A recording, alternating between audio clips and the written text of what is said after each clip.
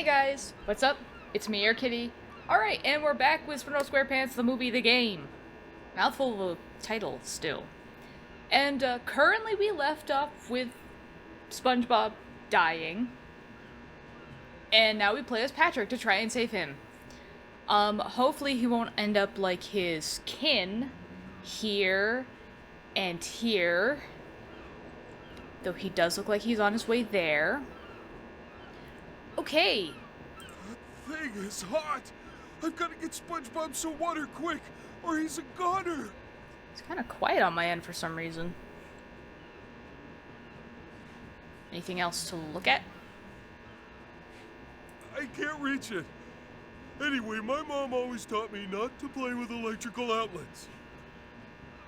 Right. Okay, so I think our only option is to jump off the table.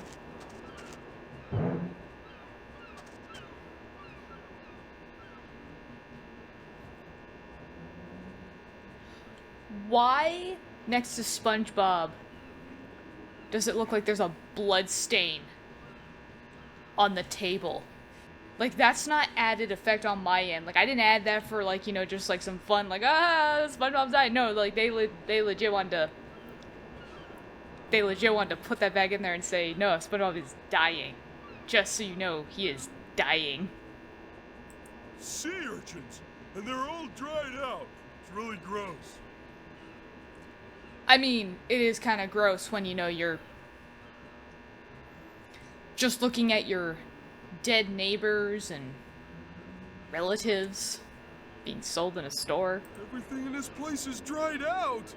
I can't let that happen to my buddy SpongeBob. Or to me.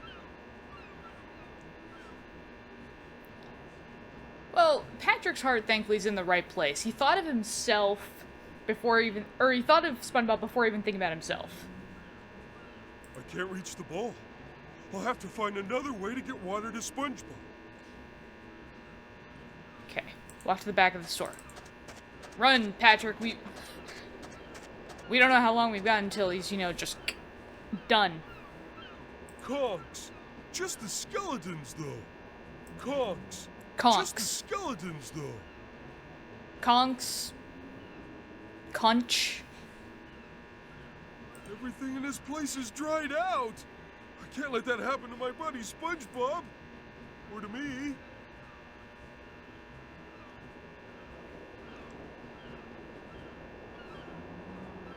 Okay. This feels pretty linear, actually. Like,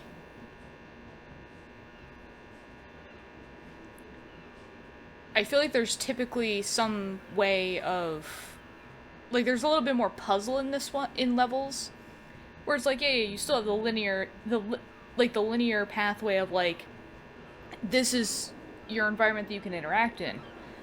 But this feels a little bit more linear, like, we're going exactly where we need to go, it's telling us exactly what we need. I don't know, maybe because it's...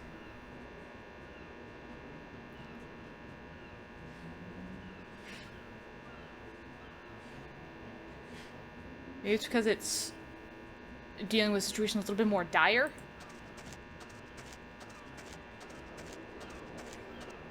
Here goes nothing. Whoa!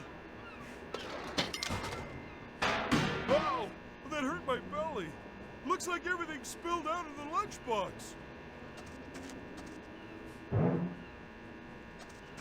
Cool. Take onion. It's an onion. Well, a piece of one anyway. It's making me tear up a bit. Wow. Look at the size of this food. No water here, though.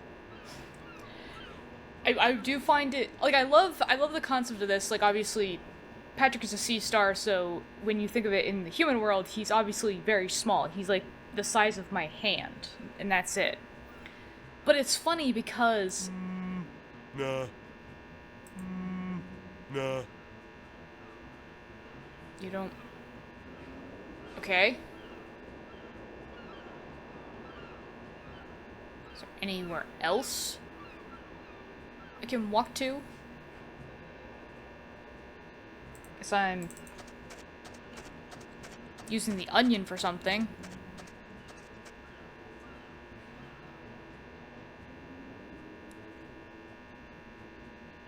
Huh.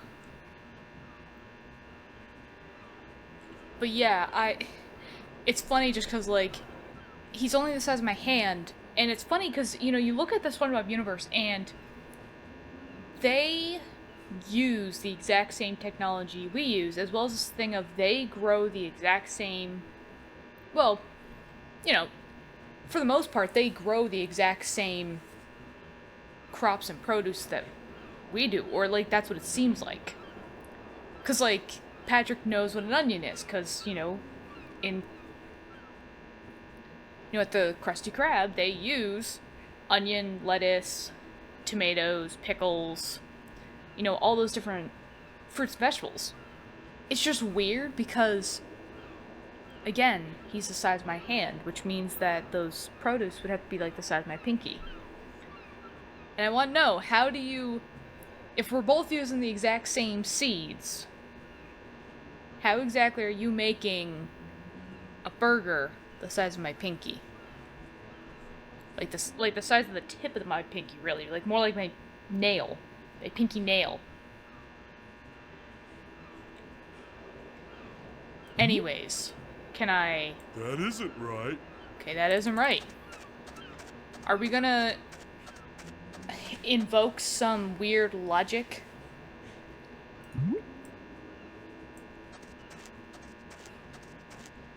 There you go, little buddy. Let my tears give you life. Patrick? SpongeBob! SpongeBob, you're alive! Oh, hooray! Hooray!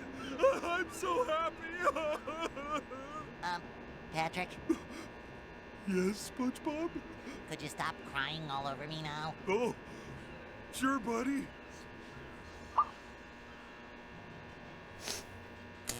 Whoa! What's going on? It's raining. Patrick, your tears shorted out the heating lamp and set off the sprinklers. Now's our chance to get out of here. In this weather? Let's go! I always knew it paid to be a crybaby.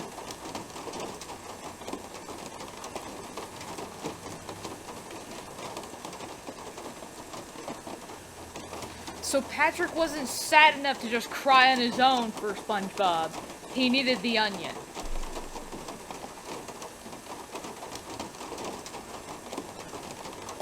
Fairly certain if my best friend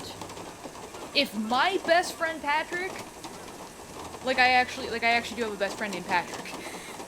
If my best friend Patrick was dying and he needed water, any sort of water, it didn't matter the type, he just needed some water.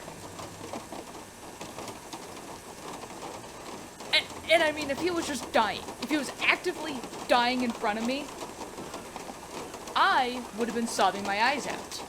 Right then and there. I know, you know, then that's not gameplay, but even still, it's like, it only takes half of what happened in the movie, too. It's just like, so in the movie, it was tears that short-circuited the outlet for the heat lamp and set off the sprinklers. But, you know, it was SpongeBob's last tear. It was the Goofy Goober tear. I'm now, like, just becoming even more of a nerd and setting off everything and being like, yeah, let's talk about the lore of the movie. Hi again, Patrick. Oh, hi, SpongeBob. What you doing? I'm a pirate. Arg. Sounds dangerous. You can say that again. I gotta go, Patrick. Okay, bye, SpongeBob. Okay, I guess we are doing nothing except for jumping off the table.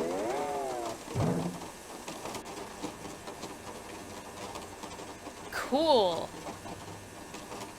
Also in the movie, everything came back to life. Yikes! Don't let it get near me!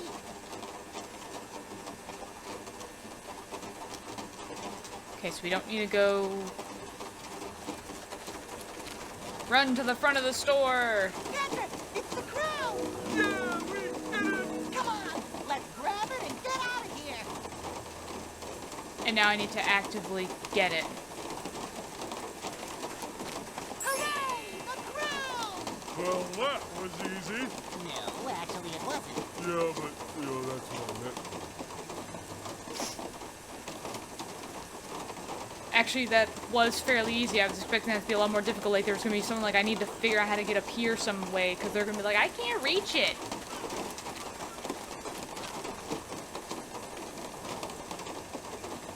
They should all be okay now that the sprinklers are on. Go, Patrick! Go, SpongeBob!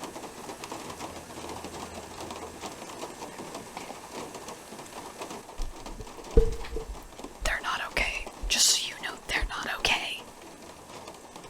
They were already dead long before we came here. They're not coming back to life. We were too late. Let's just get out of here.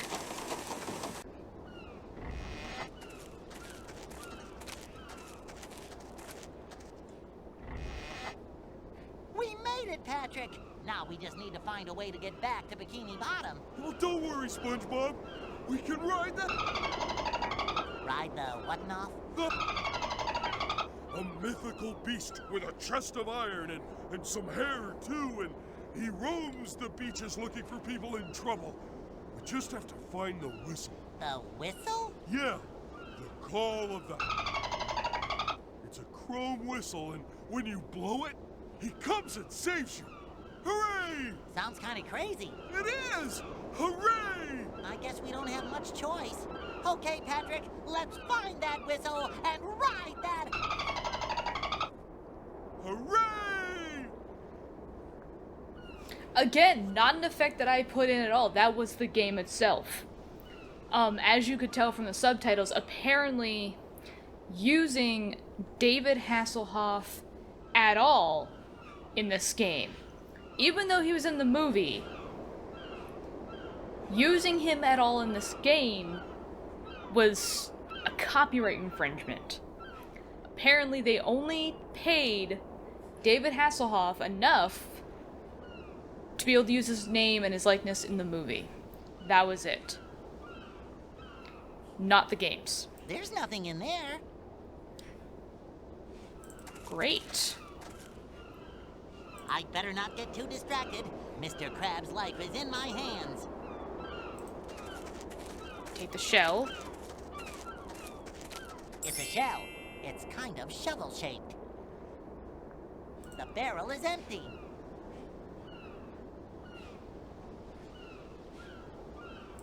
Yeah, walk down the stairs. It's a puddle of tar. It's really sticky. Okay, so we got tar. I don't think that's what the shell is gonna be for. Oh, hey, what are you doing out of water?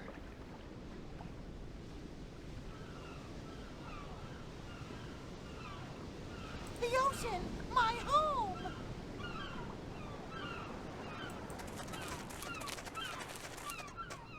Hi there. What you doing? I'm searching for buried treasure. You'd be surprised at how much stuff people lose at the beach. No, I wouldn't. Found anything? Yeah, I spotted something a little ways over there. I marked it with an X. It's nothing valuable. My metal detector says it's made of chrome. I can't be bothered with anything that isn't gold. Gold, huh? Yep, gold is where it's at, my man. I'll take your word for it.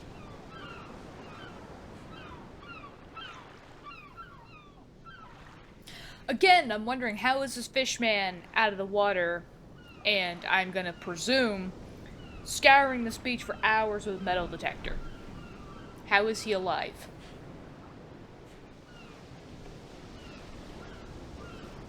If you don't want that chrome thing, can I have it? Sure.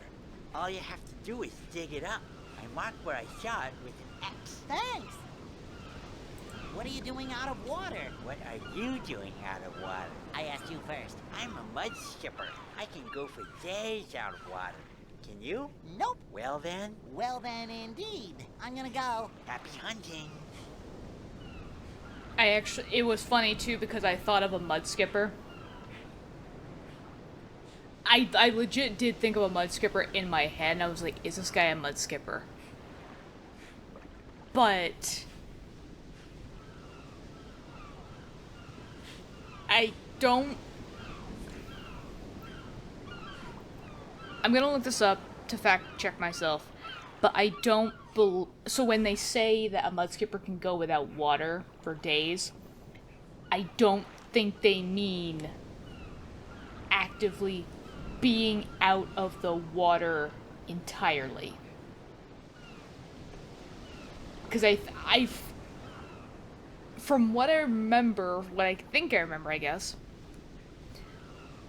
and I'm saying this first to see if I can guess it first, or like, you know, try to retrieve that information, then I'm gonna fact check it.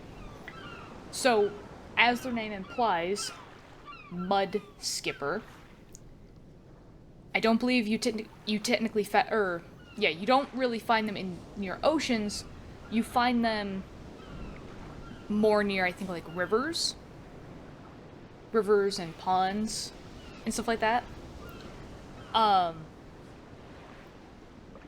And they typically have, obviously are found around mud. Mud typically has water in it. That's what makes it mud. It's a mixture of dirt and water. So when they say they can go days without water, I think what they mean is they can actively be out of the water, like a water source, pond, river, stream, ocean, for days. I still think that they follow the same logic as other fish, which is if their body is not watered up to an extent, they will die. Granted, now that I'm saying that, I think the mudskipper does produce a lot like frogs, to keep them slimy and moist and to help them from not drying out and dying. They produce a sort of mucus that they extrude from like their skin that helps keep them moist, and that's how they are able to survive much longer. But now we're gonna fact check myself. Can mudskippers go days without water? They are amphibious fish, of course, such as mudskippers and mangrove killifish. Are able to live for months outside of water. These species have special adaptations that allow them to live and even move more considerable distances on land. They're able to absorb oxygen through their skin, which is packed with blood vessels. Can mudskippers go on land? Mudskippers are an interesting group of goggle-eyed amphibious fish and can live both in water and on land. So again, I fact-checked myself. So the reason why they are able to live on land, or be able to even just traverse land more so, is because of the fact that their skin can absorb oxygen. Obviously, like we absorb oxygen through breathing, in a sense, not necessarily through our skin. But the same construct, whereas we have blood vessels going through us, and that's what gives our body oxygen. Mudskippers are the same way, where they have blood vessels in their body that allows them to, take in oxygen from the air and convert that so their body can use it. Anyways, so we've looked at the ocean. Who knows what unspeakable horrors lurk in there? I, for one, do not intend to find out. You guys have lifeguards too at Goo Lagoon. What do you mean? It's not a mystery. Look, a stick. It's a piece of driftwood. Seems pretty strong. Cool. Can we swim to Bikini Bottom? We have to find a quicker way to get home than just swimming back. We never make it in time. What about the... Oh, Patrick, don't be silly. No one believes in that. I know a guy who knows a guy who knows a guy whose cousin once saw a picture of a footprint in the sand. Really? That's enough evidence for me. How can we reach him? The call of the... The what? I have heard the call of the... And it is good. Makes sense. sense, Patrick. Well, the guy I know says you just have to call him. I wonder what his number is. 7? Well, we have to find some way to get home quickly, with or without that. Goody! It looks like an X. I'm guessing this is not going to be enough. You have got to be kidding. No. Okay. I just wanted to see, just to try it, but I think I think I know what I have to do is I have to put the stick in the tar and then make a shovel. Stick in tar.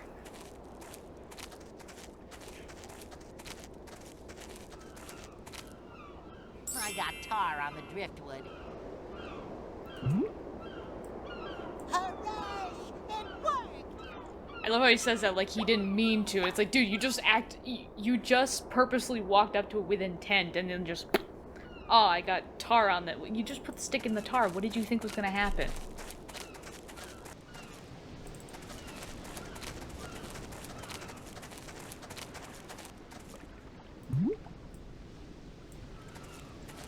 Dig it up.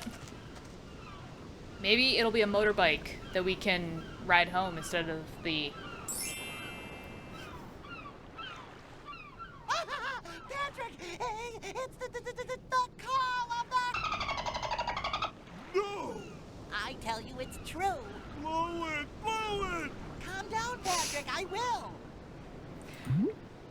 Blow it, SpongeBob. Blow it better than you've ever blown anything before.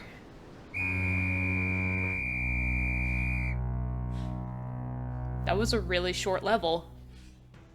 We're back, Patrick, and just in time. Now all we have to do is give Neptune back his crown. Come on! I think I'm gonna stay here. That's Perch Perkins over there, you know? He might want to interview me. Okay. I'll be back as soon as I give Neptune his crown. Right. Okay, so now at least we don't have SpongeBob, or not SpongeBob, we don't have Patrick following us around everywhere. We just now have SpongeBob, and of course we are now back in Bikini Bottom, and everybody's got Chum Bucket helmets on their head. Great! Alright, so a little bit of a shorter episode. I would do the next level on this video, but I do just want to keep the levels separated. So I'm going to leave this off here, and then I might just pick up this level again, you know, in another video, just so, again, I'm keeping them separated. So yeah, I'll see you in the next video. Bye-bye.